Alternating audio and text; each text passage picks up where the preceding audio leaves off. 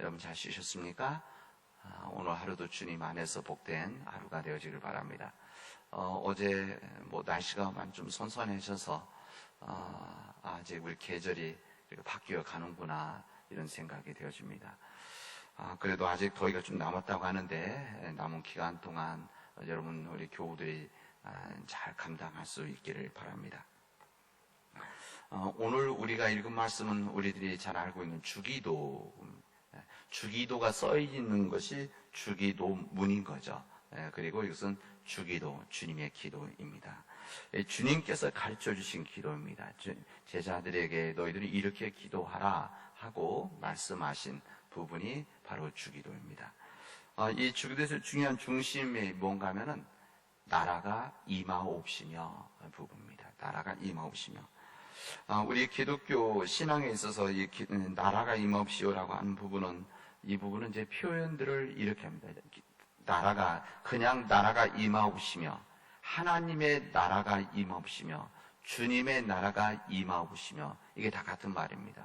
그리고 어느 부분에서는 하나님의 나라, 하늘나라. 우리 성경에서는 이제 하나님 나라를 하나님이란 표현을 쓰기가 부담스러웠던 그 시대 때에 이것을 하늘나라 이렇게 말했던 것이고, 이 부분을 우리는 이 하늘나라에서 뭐라고 합니까? 우리는 천국 이렇게 말합니다. 그러니까 다 같은 말입니다. 이 하나님의 나라가 임하옵시며라고 하는 이 기도는 우리에게 참으로 중요한 신앙의 방향이자 우리의 초석이다라고 할 수가 있습니다.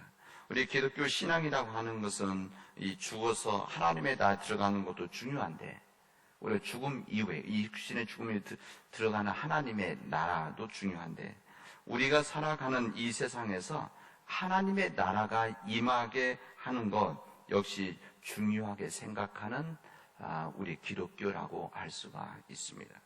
예수님께서 우리에게 나라가 임하옵시며 라고 기도하라고 하신 것은 우리가 그렇게 기도하고 노력하면 이 땅에서도 하나님의 나라가 임하게 되어질 것이다. 하나님의 나라가 이 땅에서도 이루어져야 된다. 이 땅에서 하나님의 나라에서 살아야 된다라는 것을 우리가 말씀해 주시는 겁니다. 만약에 우리가 죽은 이후에 가는 하나님의 나라라고 안다면 주님께서 이런 기도 안 해주셨겠죠. 또 이렇게 기도하라고도 안 하셨을 것입니다. 그러나 우리 주님께서는 우리에게 기도를 가르치시면서 주님의 나라가 이 땅에 임하게 하다라는 것은 죽음 이후에 하나님의 나라도 있지만, 당연히 있지만, 그러나 이 땅에서도 하나님의 나라가 이루어져야 된다. 이것을 기도해라. 이런 말씀입니다. 여러분, 하나님의 나라에는 눈물도 없고 슬픔도 없고 아픔도 없다. 우리 성경 우리가 말합니다. 인간의 갈등과 다툼도 없고, 또한 여기에 끝내는 죽음도 없는, 영원한 죽음이 없는, 이것이 바로 하나님의 나라라는 것을 우리가 알려주시죠. 오직 그는 영원한 기쁨이 있고 영원한 생명이 있고 영원한 평화가 있는 것이다 합니다. 그러나 그 하나님의 나라는 죽어 소망하는 나라가 아니라 이런 사람들이 하나님의 나라가 이 땅에서도 있는 것이다. 있어야 되는 것이다. 이것을 위해서 기도하라 부분입니다. 물론 죽어서 영원히 그리고 하나님의 나라가는 중요하지만 이거 사실입니다. 그러나 예수님이 가르쳐주신 중요한 메시지는 그 하나님의 나라를 이 땅에서도 얼마든지 이룰 수 있고 이것을 위해서 우리가 믿음의 삶을 살아야 되는 것이다. 우리에게 말씀하십니다. 하나님의 나라에는 눈물과 근심과 슬픔이 없는, 미움과 시기와 다툼이 없는, 오직 평화의 이 삶이 가득한 나라가 바로 하나님의 나라입니다. 왜 그런가 하면 그것은 하나님이 주인 되시기 때문에 그렇습니다. 이것을 말하고자 하는 거죠. 하나님의 나라라고 하는 것은 하나님이 주인 되는 나라다. 하나님이 주인 되는 나라가 바로 하나님의 나라이기 때문에 바로 그곳에는 오직 하나님의 뜻과 하나님 말씀과 하나님께서 말씀하신 은혜만이 있는 것이다. 이것을 우리에게 알려주시는 것입니다. 반대로 우리가 살아가는 세상에 손댈 수 없을 만큼 힘들고 어려운 까닭, 이것은 제가 말씀드린 이 부분에서 바로 알 수가 있죠. 왜 우리가 인간의 삶 속에서 힘들고 어렵게 살아가느냐? 이것은 사람들이 인생과 세상을 창조하신 하나님을 거부하고 받아들이지 않기 때문에, 다시 말하면 우리 인생이 하나님을 주인으로 여기지 않기 때문에 바로 이 세상이 사람들이 스스로 하나님이 되어 살아가는 이 삶이 있기 때문에 이 세상이 힘들고 어려운 것이다는 것입니다. 우리 인생의 주인은 주님이시고 우리 인생을 가장 잘 아시는 분이 주님 아니시겠습니까? 어느 물건을 만들어도, 무슨 전화기나 하여튼 무슨 여러 제품을 사더라도 이것을 가장 잘 아는 사람은 처음 산 사람이 아니라 이것을 만든 사람이 아니겠습니까? 만든 사람이 제일 잘 아는 거죠. 이 만든 사람이 가장 이 제품을 가장 잘 이해하고 이렇게 사용하면 가장 효율적으로 쓸 수가 있고 안전하게 쓸 수가 있습니다라고 하는 것이 제품을 만든 사람들이에요. 마찬가지로 우리 인생을 창조하시고 우리 인생을 주관하시는 그 하나님이 우리의 삶을 알려주신 그대로 살아가는 것, 그 말씀을 살아갈 때 우리들이 가장 귀한 삶을 살아갈 수 있다고 하는 것이 주님의 말씀입니다. 그런 면에서 누가복음 16장 13절에 보면 이렇게 말씀하십니다. 우리 예수님께서는 너희는 하나님과 재물을 겸하여 섬길 수가 없느니라 말씀하십니다. 예수님께서 그렇게 말씀하신 시절 우리가 재물을 하나님처럼 섬기고 있기 때문에, 그 섬길 가능성이 있기 때문에, 그런 본성을 가지고 있기 때문에 그렇습니다. 우리 인간이 하나님과 재물을 겸하여 섬기는 이거 자체를 의지적으로 거부할 수 있고 이거 관계없이 살아갈 수 있다고 한다면 아마 주님께서 이렇게 강조하지 않으셨을 것입니다. 그러나 우리 인간이 그렇게 살아갈 수 없기 때문에, 온전히 살아갈 수 없기 때문에 주님께서는 우리들에게 재물을 하나님과 함께 섬길 수가 없는 것이다, 이렇게 말씀하십니다. 많은 사람들에게 있어서 재물은 신입니다. 신과 같은 존재죠. 이 재물이라고 하는 것은 우리 인간 삶에 있어서 신과 같이 섬김을 받으려고 하는 이 경향이 사람들이 우리에게는 다 스며들어 있습니다. 여기 예수 믿는 사람들은 제외되어 있느냐? 저는 그렇지 않다고 생각합니다. 예수 믿는 사람도 마찬가지입니다. 여기에 예외된 사람은 아무도 없기 때문에 그렇습니다. 이 재물이 하나님을 위하여 있는 것이 아니라 하나님이 재물을 위하여 있는 것처럼 생각하는 사람들이 많이 있습니다. 그래서 그 재물을 위해서 하나님을 찾고 오히려 그 하나님보다 더 재물을 위에 있게 생각하는 사람들이 있다는 것이죠. 이 자신을 부인하고 하나님을 자신의 주인으로 삼으려고 한다면, 하나님을 내 삶의 주인으로 삼으려고 한다면 무엇보다도 중요한 한 가지가 뭔가 하면 물질에 대한 욕심과 싸워서 여기에서 자유로워져야 됩니다.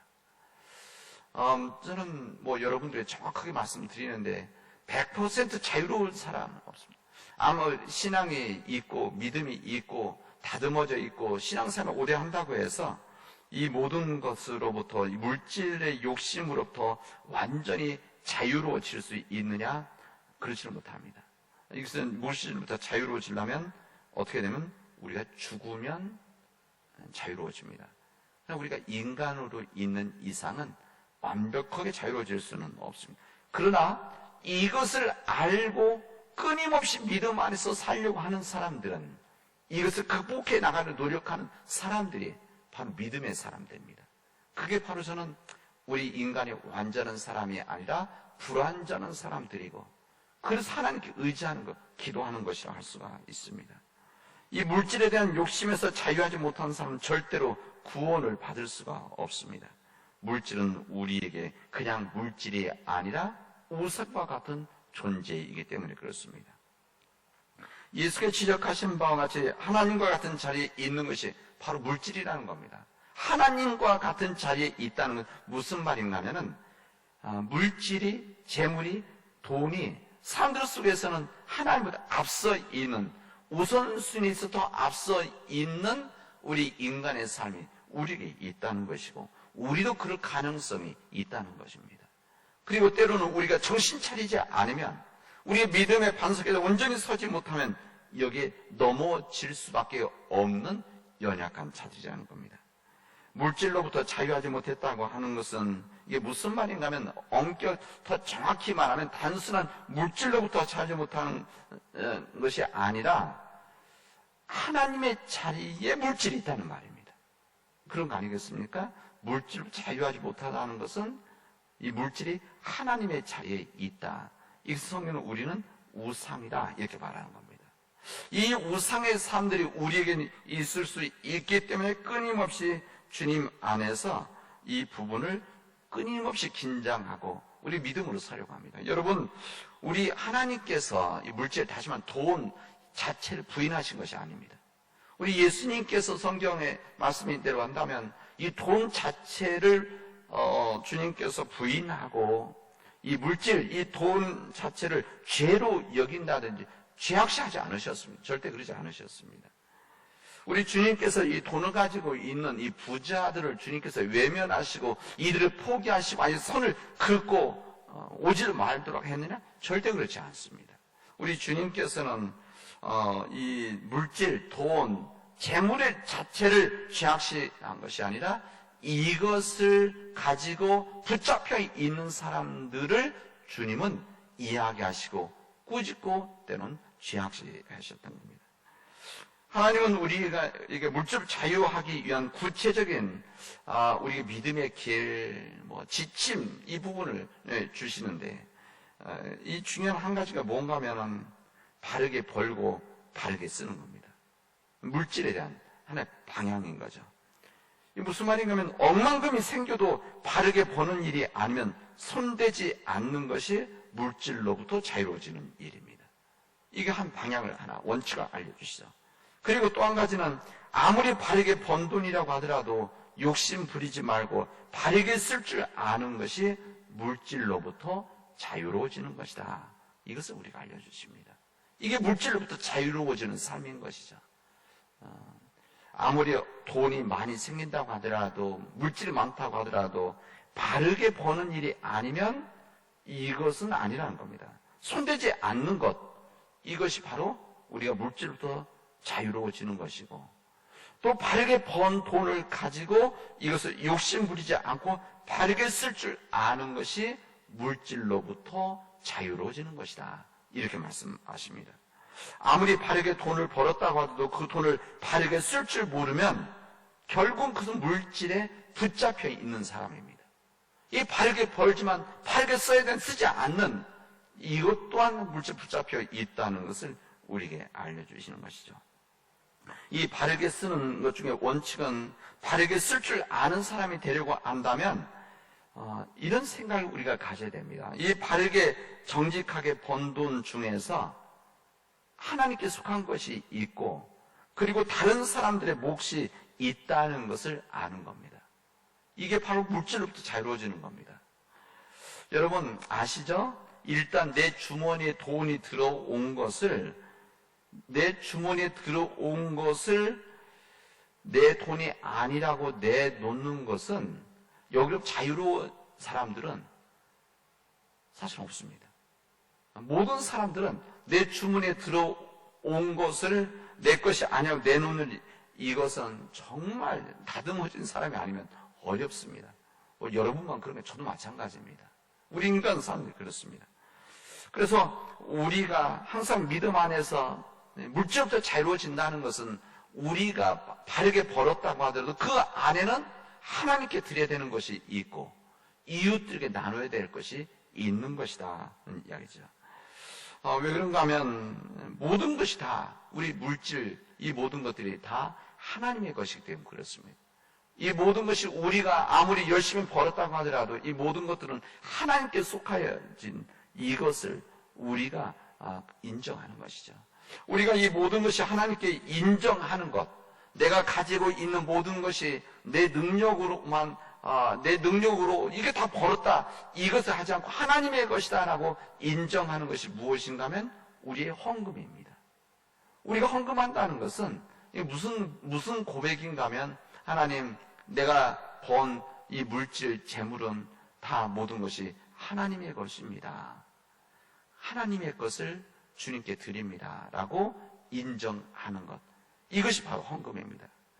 그리고 다른 사람들을 위해서 나누는 것, 내가 가지고는 있지만, 내가 벌었지만, 그러나 이 부분이 나만을 위해서 쓰는 것이 아니라 내가 함께 살아가는 이웃들과 더불어 살아가는 것, 이것을 인정하는 것이 무엇인가 하면 그 중에 한 방법이, 한 길이 세금입니다. 세금도 우리가 이 모든 것들이 내 것이 아니라 이웃들과 나누는 것입니다. 이웃들과 나누는 것이 나 혼자 할 수 없기 때문에 이것을 국가적으로 공동체적으로 이용하는 것이죠. 그리고 헌금하는 겁니다. 이 헌금도 아까 말한 첫 번째, 두 번째 부분, 이 부분은 뭔가 하면은 내가 단순히 나누고 싶은데 이 나눌 수 없는 것들을 헌금을 통해서 사람들과 나누는 것이죠. 그래서 예를 들면 우리가 해외에 있는 이웃들에게 나누는 것들이, 이거 선교적인 것들이 우리 나누는 거 아닙니까?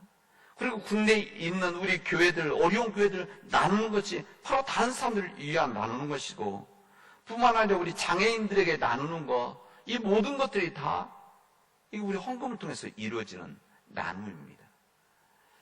여러분, 우리가 아까 세금 얘기했던 이 세금도 우리 개인적으로 이렇게 할 수 없기 때문에 공동체, 국가적으로, 공적으로 해서 나누는 것. 그래서 실질적으로 그 혜택이 얼마나 많이 있습니까? 우리가 세금을 많이 내므로 인해서 이 사회에 부족한 사람들, 약하신 분들, 또 노인 어른들, 또 장애인들, 이 모든 사람들에게 다 나누는 것 아닙니까? 이게 바로 우리가 가지고 있는 물질이라고 하는 것이 하나님께 속하여 있고 이웃들에게도 나눠야 된다는 것을 알려주는 원칙이라고 할 수가 있습니다. 여러분, 우리 마음속에 하나님의 나라가 임하지 못했다고 한다면 그 중에 한 부분이 물질에 붙잡혀 있는 것이다. 물질에 붙잡혀 있는 이상은 우리 안에서 온전한 하나님의 나라가 임한 것이 아니다. 내 하나님의 자리에 물질이 서고 있으면, 물질로부터 자유롭지 못하면 진정한 하나님의 나라가 이룰 수 없는 것이다. 오늘 주님 말씀하십니다. 이게 바로 주님께서 우리에게 가르쳐주신 주기도에 담겨져 있는 중요한 주님의 메시지입니다. 그리고 이렇게 살아가야 됩니다. 이렇게 살아가야만 이 땅에서 하나님의 나라가 이루어지는 것이고 하나님의 삶을 살아간다는 것을 우리에게 알려주십니다. 이 말씀대로 살아나가는 우리 사랑하는 하나님의 백성들인 우리 교우들이 되어지기를 주님의 이름으로 축원하겠습니다. 기도합시다. 은혜가 풍성하신 하나님 감사합니다. 오늘 주님의 말씀을 통해서 우리가 진정 하나님의 나라에서 어떻게 살아가야 될지를 나누게 하시니 감사드립니다. 하나님, 간절히 원하기는 우리의 의지로는 물질로부터 자유로울 수 없는 그런 연약한 자들이 오니 주님께서 역사해 주셔서 우리가 진정 주님 안에서, 믿음 안에서 물질로부터 자유로운 하나님 나라의 백성으로 살아나갈 수 있도록 하나님 인도하여 주시옵소서. 하나님, 우리에게 허락해 준 귀한 은혜 가운데서 끊임없이 우리에게 베풀어 주신 구원의 은총과 하나님의 사랑을 이웃들과 나누는 그 삶과 섬김을 통해서 내 안에 하나님의 나라가 이루어지고 하나님의 나라가 임함으로 내 안에 진정한 평화와 안식과 기쁨이 있을 수 있도록 도와주시옵소서. 이 하나님의 나라가 우리 가정 안에서 이루어지게 하여 주십시고 이 하나님의 나라가 우리 교회 안에서 이루어질 수 있도록, 그래서 우리 교회가 하나님의 나라가 되어지고 우리 가정이 천국이 되어지고 내 심령 안에 주님의 천국이 이루어질 수 있도록 인도하여 주시옵소서. 이 모든 말씀을 예수님의 이름으로 기도합니다. 아멘.